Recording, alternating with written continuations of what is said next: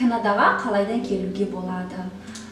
Сіз Канадаға барғыңыз келді, қандай жолдар бар, қалайдан келуге болады, қанша пұл кетеді, оқу жөнінде болмаса қызмет арқылы келсем бола ма дейтін сұрақтар сізде болды ма? Бұндай сұрақтың жауабын алғыңыз келетін болса, бүгінгі менің видеомның соңына шейін естіңіз. Біріншіден өзімді қысқалай таныстыра кетейін. Менің атым Анар Нұрахан қызы. Әзір Канадада тұрамын. Бұл жерде қызмет үйрену келгенімізге әзір 6 жылдан астам уақыт болды. Сондықтан бұл жердің тұрмысына көптеген жұмыстарының ыңғайын түсіндік. Сондықтан мұндай бір YouTube каналды бастайын деген ойым болды.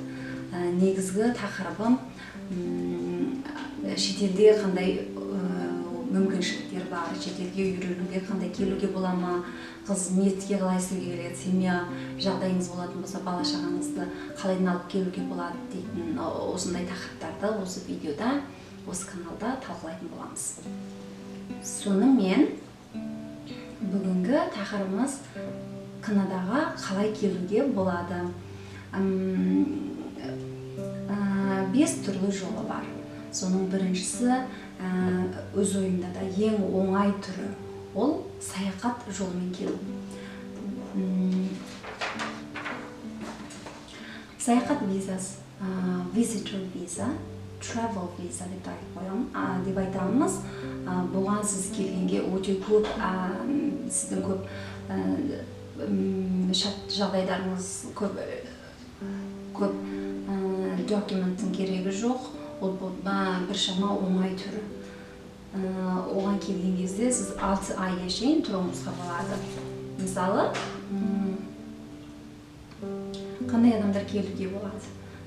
Денсаулығыңыз жақсы болса, әрине no criminal record, былай айтқан кезде ешқандай заңсыз жұмыстарды істемеген болатын болсаңыз, оның дәлелін бере алатын болсаңыз, одан сырт you need to have enough money for your stay. Былай айтқан кезде, бұл жерде тұрған кезде, саяхатқа келген кезде қаншалықты пұлыңыз бар, тұрған 6 айға шейінгі уақытта өзіңіздің жеткілікті пұлыңызды дәлелдеуіңіз керек. Әрине, кейбір адамдар менде ондай көп пұлым жоқ, оны қалайдан дәлелдеймін, қаншалық пұл керек дейтін мұндай сұрақтарыңыз болатын болса, біздің кейінгі видеоларымызға сөзсіз кейінгі видеолардың ішіне оның бәрін шығарып жатамыз. Сондықтан біздің каналымызға жазылыңыз, notification'ды ашыңыз. Сондықтан әр жолы біз жаңа видеоды шығарған кезде сөзсіз бәрінен де хабардар болатын боласыз. Сонымен жалғастырайық.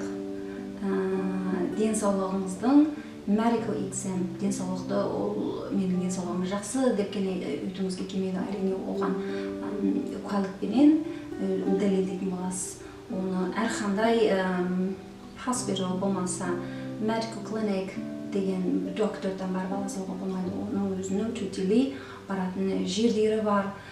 Сөз бір барып содырдан алатын жерлерін бәрін белгілеп қойған. Оның бәрін кейін айта жатамыз. Әрине, жекелік жағдайда оның үшін факторды да ойластыруымыз керек. Мысалы, менің каналдың ішіндегі айтқан әрбір информация, әрбір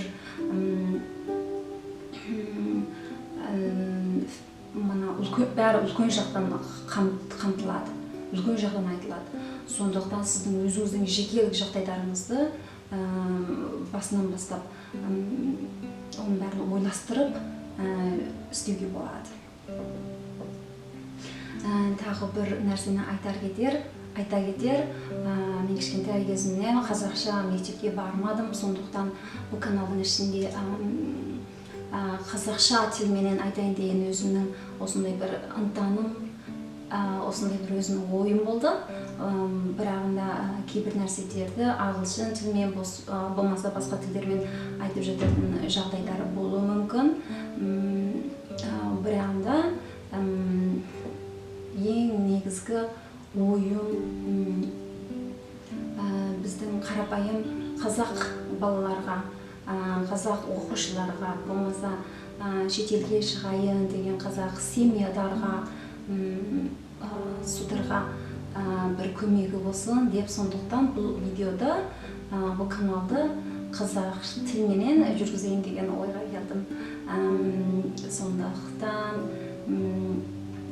кейбір нәрселердің аудармалары 100% дұрыс болмайтын жағдай болуы мүмкін. Біздің комментарийға жазыңыз, қай жерін жақсы түсінбедіңіз, болмаса басқа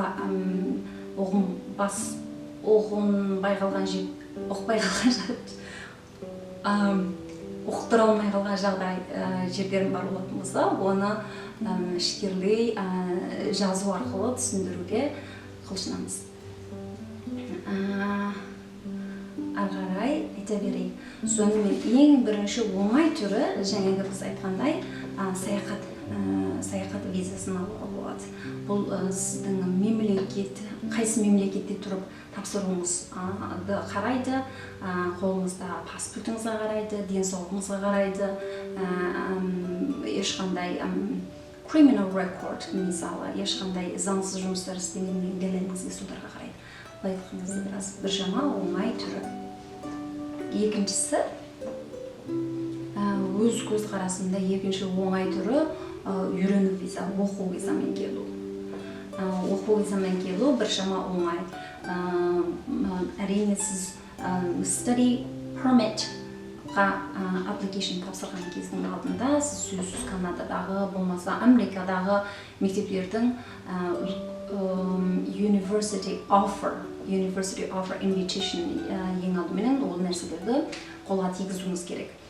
Ол бір басқа бір тақырып болады. Бұны бұйырса біз кейінгі видеолардың ішінде әлі де ішкерлей таныстыра кетеміз.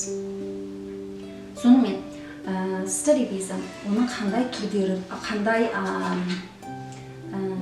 requiremenттері бар, қандай адам study visa-ны алуында болады. Жаңа айта кеткендей, бірінші you need to enroll at DLI, Designated Learning Institution, мектептен offer алдыңыз, мектептің шақырту хатын алдыңыз. Екіншіден, you need to prove you have enough money to pay for your tuition and your living expenses. Бұл айтқан кезде сіз шетелде мектепте оқып жатқан кездегі мектеп пұлдарын бере алатын, өзіңіздің тұрмыстық қаражаттарыңызды бәрін жеткілікті пұлым бар деген дәлел қолхатын беруіңіз керек. Әрине ол қанша ақша кетеді дейтін бір мәселе сұрақ болады. Маған қанша ақша болса мен ол жаққа барып үйренуіме болады дейін. Бұны сіздің қандай мектептерді талдадыңыз, соған байланысты. If you're a student, әзір сіз бір мектептегі оқып жатқан оқушы болатын болсаңыз, өзіңіздің кәсібіңізге байланысты, одан сырт өзіңіздің қызыққан кәсіптеріңізге, одан сырт қаншалықты уақыттық программдарды талдадыңыз, соның бәріне байланысты. Сондықтан бұны өте специфик жағдайда ғана бір сұрақ жауабын ала аламыз. Үлкен жақтан оған жауап беру біраз қиын. Екіншіден, living expenses, өзіңіздің жаңағы тұрмыстық қаражатыңды бере аламын деген оны дәлелдеу. Ода бір өте қанық requiremenттер бар, өте қанық өзінің бір requirement. Мысалы, бір адам келген кезде қанша ақша кетеді, екі адам болса қанша ақша кетеді, бір семья кішкентай баламен келсе қанша ақшаны дәлелдеуіңіз керек дейтін, оның бәрінің де өте қанық жауаптары бар. Бұны білгіңіз келетін болса, біздің комментарийға сөз қалдырыңыз, өзіңіздің білгіңіз келген сұрақтарыңызды жазыңыз. Сондықтан біздің ендігі видеоларымызды сіздің сұрақтарыңызға қарай отырып жасауымызға болады. And of course you need to prove, you need to get a medical exam, денсаулық жақсы деген куәлікті беруіңіз керек. Also you need to prove, get a political certificate, police certificate, sorry. Police certificate бұл жерде оқшаш ешқандай заңсыз жұмыстарға кіріспегеніңіздің дәлелін де беруіңіз керек. Ал бұл жердегі оқу болмаса study permit болатын болса, оның қанша уақыт тұруыңызға келеді. Ол мектептің үйрену программның вақытына қарайды. Мысалы, сіз келген программаңызға 2 жылдық пісетін болса, ондай болса сіздің study permitіңізде 2 жыл, ар жағына жарым жыл уақыт қосып береді. Көп жағдайда. 4 жылдық үйренуге келетін болсаңыз, болмаса 4 жыл, одан кейін ары қарай сізге 3 айда 6 айға шейінгі уақыт көлемі береді. Ол үшін сіз тұруыңызға болады. Енді бір айта кетер, study визаның бір жақсы мүмкіншілігі, сіз тойылған семья болатын болсаңыз, сіз өзіңіз келетін болсаңыз, сіздің жарыңызды, әйеліңізді, болмаса өзіңіздің күйеуіңізді артынан шақыртып алуыңызға болады. Шақыртып алуыңызға біршама оңай тәсілді келуге болады. Үшінші, work permit, қызмет арқылы Канадаға келуге болады. Қызмет түрінің ішінен біріншісі open work permit деп айтылады. Бұл айтқан кезде сіз қандай қызметтің бәрінде істей беремін дейтін, бәр мүмкіншілікке де барамын дейтін жолы. Мысалы, сіз қызмет визамен, сіз study визамен келген болсаңыз, үйрену оқуға келген болсаңыз, сіздің жарыңыз ол open work permitінің application тапсыруына болады. Ал әрқандай адам Канада сыртында тұрып open work permit тапсыруына келмейді. Енді бір түрі, кейбір мемлекетте олар саяхат және қызмет визасы дейтін екеуін бір қосылған бір виза түрі бар. Бұл айтқан кезде олар Канадаға саяхатпен келемін, at the same time саяхат қылып жүріп қызмет істей беретін мүмкіншіліктері бар. Біранда бұны сөзсіз мемлекет арқылы бір agreement тоқтам болу керек. Біз мына жерден көріп отырмын. Мысалы, Австралия, Чили, Германия, Жапон, Корея, Украина, Свицерланд, көптеген мемлекеттерде көптеген мемлекеттер Канадаменен мындай тоқтамға түзілген. Тоқтамдары бар. Сондықтан оқушылар оқып жүріп, internshipқа келіп, қысқа уақытта практика істеп, ақша табуына болады. Болмаса саяхатқа келіп, қызмет істеулеріне болады. Бірағында өкінішке орай Қазақстан бұл IEC программның ішінде жоқ. Бұл айтқан кезде үлкен жақтан Қазақстан және Канаданың үлкен органдары осындай бір тоқтамға түзу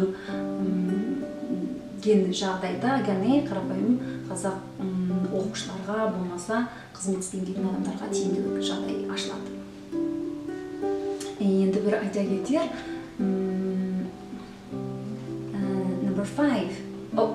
number 4, immigrate.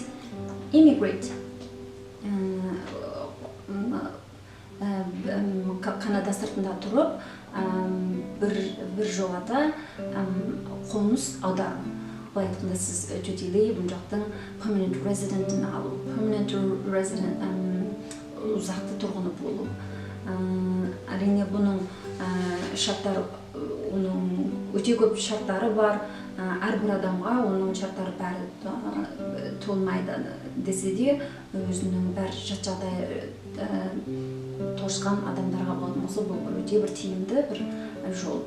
Мысалы, сіздің language skills, ағылшын тілді қаншалықты сөйлейсіз, оның дәлелдері, мысалы, сынауларына қатынасқан нәтижелеріңізге қарайды, education, сіздің оқыған білімдеріңізге, дипломдарыңызға, дегрейге қарайды, одан сырт work experience, қызмет, қандай қызмет істедіңіз, қанша жыл істедіңіз, соның бәрін, мына фактордың бәрін қосып ойланып, солардың бәрі де сіздің Канадаға эмигрейт қылатын мүмкіншілігіңізге ойластырады. Ең соңғы түрі refugee дегеніміз босқын болып Канадаға келуге болады. Әрине босқын болып келді деген бұл бір адамға бір ең жақсы жол деп айтпаймын, бірақ сіздің өзіңіздің тұрмысыңызда болмаса, осы сіздің өзіңіздің бір шындығыңыз осындай болатын болса, мындай бір мүмкіншілік бар дегенді информацияны жеткізуге тиістімін деп ойлаймын. Сонымен, қалайдан сіз Канада сыртында тұрып, қалайдан босқын болуыңызға болады? Біріншіден, сіз өзіңіздің you may be in this class outside of your home country. Бұл айтқанда, сіз өзіңіздің туылған мемлекетіңізде болмаса, сіздің паспортыңыз ішіндегі жазылған мемлекетінің ішінде тұрып, босқын болуыңызға келмейді, тапсыруыңызға болмайды. Әрбір мемлекет осындай деп айта алмаймын, бірақ Канаданың әзіргі жағдайы сіз өзіңіздің мемлекетіңізден сыртқы басқа бір мемлекетке барып, сол жерде тапсыруыңызға болады. Мысалы, сіз Түркиядағы паспортыңыз түркиялық қазақ болатын болсаңыз, сіз Түркияда тұрып тапсыруыңызға келмейді. Сіз Қазақстанға барып, сол жерде тұрып тапсыруыңызға болады. Неге дегенде сіз қазақстандық емессіз. Екіншіден, өзіңді босқынмын деп айтуға келмейді. Үлкен бір referral organization, былай айтқан кезде ол United Nation біріккен ұлттар ұйымы. Сондықтан сіз өзіңіз мен босқынмын деп тапсыруыңызға келмейді. Ол үлкен жақтан бір organization, үлкен органдар бар, олар сізді әрине сізден көп сұрақ сұрайды, сізді бірінші өткізіп алады. Ол органдар United Nations Refugee Agency, UNHCR деген organization, ол біріккен ұлттар organization. Әрбір мемлекеттің ішінде өзінің біріккен ұлттардың осыған жауапты өздерінің организациялары бар.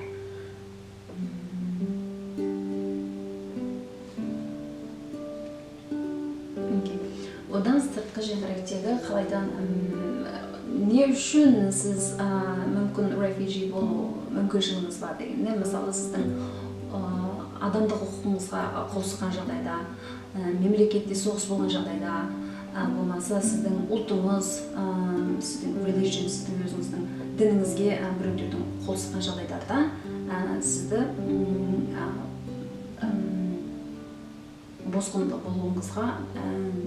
босқын болдыңыз деп есептейді. Мемлекетке әрине бұл жерде біз көп адамдардың түсініктері, мысалы Сирияда болсаң, ондай соғыс болып жатқан мемлекеттерде сіз босқындық болуға келеді деп ойлайды, мүмкіншілігі бар деп ойлайды. Әрбір мемлекетте жекелік жағдайыңыздың өзіңізді, мысалы мен бір сондай бір жақсы бір мемлекет Канадада тұрмын, бірақ мен осы жердегі мемлекеттерде менің ұлтыма, менің дініме, менің адамдық құқығыма біреулер қосылған болатын болса, мен Канадада тұрып басқа бір мемлекетке босқындық тапсыруыма болады.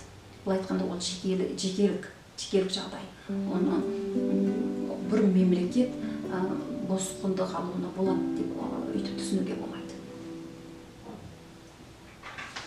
Сонымен бүгінгі айтқан тақырыптарымыз қалайдан Канадаға баруға болады. 5 түрлі жолын айттық. Бірінші ең оңай жолы ол саяхатпен келу, 6 айға шейін тұруыңызға болады. Екіншісі үйрену, study виза, мектепке бару, үйрену, оқу визасы. Оның уақыты сіздің мектеп программаңыздың уақыттың ұзын қысқасына байланысты. Үшіншісі қызмет виза, study виза. Бұл open work permit, сіз оқумен келсеңіз, сіздің жарыңыз қызмет визасын алуға болады. Кейбір мемлекеттерде сыртта тұрып қызмет істеп виза тапсыруына болады, бірақ Қазақстан әзір Канада екі мемлекет аралығында осындай тоқтамдар түсірілген. Төртіншіден immigrant, былай айтқанда көшіп келу. Оның да көптеген requiremenттары бар. Десе де кейбір адамдарға ол бір енді мүмкіншілік болып есептеледі. Ең соңғысы refugee, былай айтқанда босқындыққа тапсыру. Бұл каналымыздың ішінде әлде көп дегендей қалайдан шеткі мемлекеттерге бару, Канада болмаса Америкаға, болмаса басқа мемлекеттерде бәрінде айтып жатамыз. Одан сырт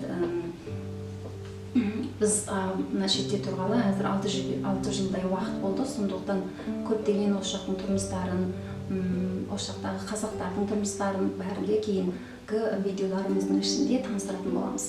Сөзсіз біздің видеоларымызға жазылыңыз, каналымызды қолдаңыздар, лайк басыңыздар, сұрақтарыңыз болса астына жазыңыздар. Сөзсіз сіздердің комментарийлеріңізді оқитын боламыз. Өзіңіздің қызыққан тақырыптарыңызды, сұрақтарыңызды астына жазыңыз. Сөзсіз видеоларымызды сіздердің қажеттеріңізге қарай шығарып отыратын боламыз. Одан сырт тағы бір айта кетер, өзіңізге керек емес болатын болса да, мүмкін бір оқушылар бар, мен шетелге барамын, қалай барамын, қанша ақша кетеді дейтін өте көп сұрақтар болып, одан ешкімнен бір көмек алынмаған жағдайларда оған біздің видеомызды тарқатыңыз. Біздің видеоны осы каналды ашқан бірден бір мақсатымыз біреуге көмек болсын деген осындай оймен аштық. Одан сырт той қылған үлкен кісілер болса да, олардың да арманы бар, мен баламды апарсам, болмаса өзім бір қызмет істеймін дейтін осындай достарыңыз бар болса, болмаса өзіңіз солдай біреу болатын болсаңыз, өзіңіз де сөйтіп ойлаған болатын болсаңыз, сөзсіз біздің каналымызға жазылыңыз, notification ашыңыз. Біз өзіміздің күйіміздің келгенше сізге көмектесетін боламыз. Сізбен бірге болған Анар Нұраханқызы. Келесі кездескенше сау сәлемет болыңыз. Рахмет.